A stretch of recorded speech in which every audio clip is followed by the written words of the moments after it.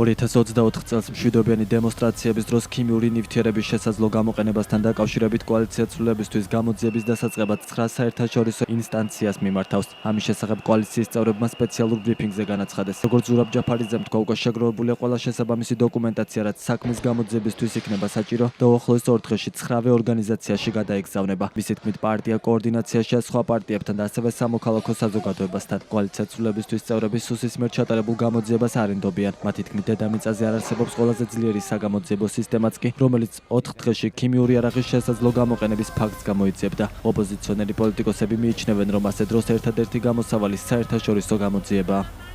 კოალიცია ცვლილებისთვის მოამზადა შესაბამისი დოკუმენტაცია და გააგზავნა 9 საერთაშორისო ინსტანციაში, როგორც გითხარით.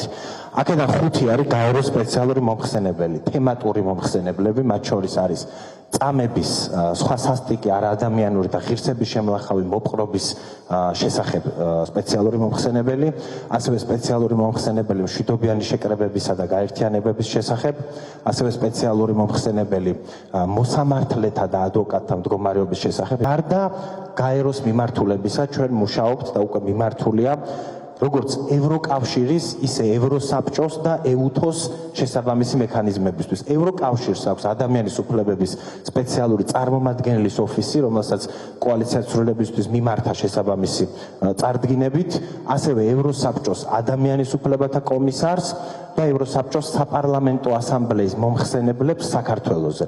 და ჩემი აზრით ერთ-ერთი ყველაზე უფრო მნიშვნელოვანი ეს არის ეუთოს სპეციალური საგამოძიებო მექანიზმი, რომლის მანდატიც გულისხმობს, რომ ადამიანის უფლებების უხეში დარღვევის შემთხვევაში 10 ქვეყნის ინიციატივის საფუძველზე ეუთოს აქვს სპეციალური საგამოძიებო მექანიზმი და ჩვენ ეუთოსაც მივმართეთ.